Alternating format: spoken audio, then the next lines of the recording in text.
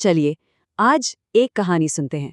एक हुनर की, एक कारीगर की और उन लाख की चूड़ियों की जो मशीनों के इस दौर में आप कह सकते हैं कहीं खो सी गईं। ये कहानी है बदलू काका की, जो शायद अपने वक्त के आखिरी चूड़ी वाले थे। आइए उनकी दुनिया में चलते हैं। ये सिर्फ कुछ शब्द नहीं थे। नहीं, ये तो एक पूरी दुनिया में आने का एक प्यार भरा बुलावा था। बदलू काका की दुनिया। और ये शब्द उस लड़के के लिए थे जिसके लिए गर्मियों का मतलब ही हुआ करता था बदलू काका। तो हमारी कहानी का पहला पड़ाव है गर्मियों की वो यादें। कहानी की शुरुआत होती है बचपन की उन धूप से भरी दोपहरों से, जब एक छोटा लड़का हर साल अपने ननिहाल पहुंचता था, किसी और से नहीं बल्कि अपने एक खास दोस्त से मिलने के लिए। जानते हैं, लेखक के लिए गांव जाने का मतलब ही था बदलू काका से मिलना। वो कोई आम कारीगर नहीं थे, बल्कि एक दोस्त थे जो उसे खेलने के लिए रंग बिरंगी लाख की गोलियां देते थे। और उस लड़के की पूरी दोपहर बस उन्हें उस पुराने नीम के पेड़ के नीचे बैठकर अपनी कला को, आप कह सकते हैं, जीते हुए देखने में निकल जाती थी। अच्छा, बदलू को जो बात सबसे खास बनाती थी वो था उनका पेशा। वो एक मनेहार थे, मतलब चूड़ी बनाने वाले। और ये सिर्फ एक काम नहीं था, बल्कि उनका पुश्तैनी हुनर था, एक ऐसी कला जो पीढ़ी दर पीढ़ी उनके परिवार में चली आ रही थी।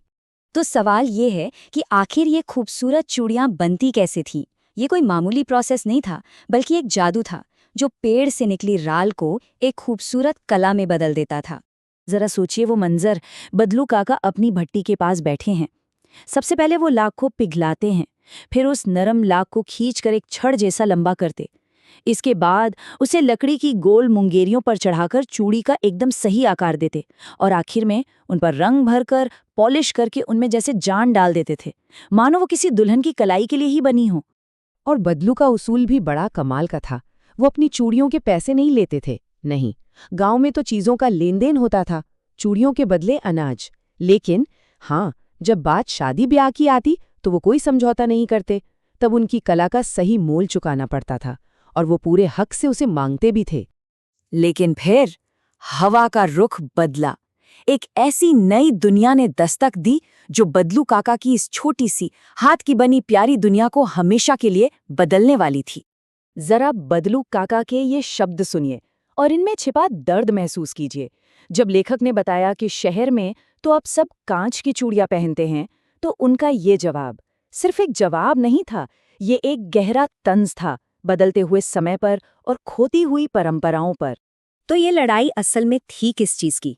एक तरफ थी हाथ से बनी मजबूत लाख की चूड़ियां, जिनमें एक अपनापन था, एक परंपरा थी। और दूसरी तरफ थी मशीनों से निकली नाजुक कांच की चूड़ियां, जिनमें सिर्फ आधुनिकता और पैसे का एक बेजान लेन देन था। और अब कहानी एक लंबी छलांग लेती है। वक्त गुजर जाता है, लेखक बड़ा हो गया है और करीब करीब 10 साल बाद वो उसी गांव लौटता है। क्या अब भी सब कुछ वैसा ही होगा जैसा वो छोड़कर गया था? हुआ ये कि पिता के तबादले की वजह से लेखक का गांव आना ही छूट गया। पूरे 8-10 साल बीत गए और जब वो वापस लौटा तो वो अब बच्चा नहीं रहा था। पर दुख की बात ये थी कि गांव भी अब उसकी यादों वाला गांव नहीं रहा था, वो भी बदल चुका था। हैरानी की बात है कि इतने सालों बाद लौटने पर लेखक को बदलू काका का ख्याल तक नहीं आया। उनकी याद दिलाई एक छोटे से हादसे ने, जब उसकी ममेरी बहन की कलाई में एक कांच की चूड़ी टूटकर छुप गई। उसी नाजुक खतरनाक कांच ने उसे उन मजबूत सुरक्षित लाख की चूड़ियों की याद दिला दी। और बस इसी याद के साथ लेखक चल पड़ता है बदलू काका से मिलने। अब कहानी अपने आखिरी और सबसे भावुक मोड़ पर पहुंचती है। लेखक ने जो देखा वो सच में दिल तोड़ने वाला था। बदलू काका बूढ़े और कमजोर हो चुके थे। नीम का पेड़ तो वहीं था, पर उसके नीचे की भट्ठी ठंडी पड़ चुकी थी, गाय बिक चुकी थी और चूड़ियां बनाने का काम वो तो सालों पहले ही बंद हो गया था। बदलू काका के ये शब्द सब कुछ बयां कर देते हैं। इनमें कोई कड़वाहट नहीं है, एक ठहराव है, एक समझ है कि हाँ, दुनिया बदल चुकी है। जैसे उन्होंने हार मान ली थी, क्योंकि वो जानते थे कि अब मशीनों ने इंसानी हुनर की जगह ले ली है।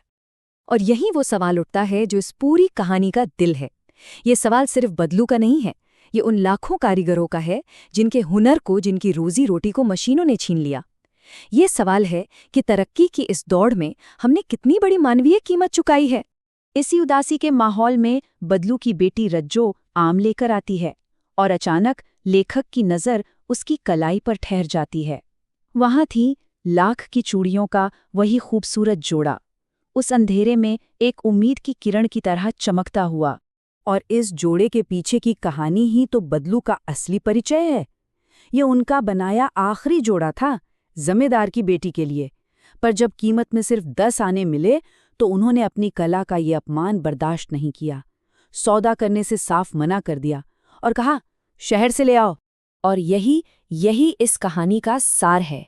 वक्त ने उसका पेशा जरूर छीन लिया था, पर उसका स्वाभिमान, उसकी इज्जत वो नहीं छीन पाया। बदलू गरीबी में था, पर उसने अपनी आत्मा का सौदा नहीं किया। और यही इस कहानी का सबसे खूबसूरत अंत है कि बदलू का व्यक्तित्व उन कांच के चूड़ियों जैसा नहीं था जो जरा सी चोट से टूट जाएं। नहीं, वो अपनी बनाई लाख की चूड़ियों जैसा था, मजबूत, अटूट और सच्चा। एक ऐसा कारीगर जो वक्त से शायद हार गया पर झुका नहीं।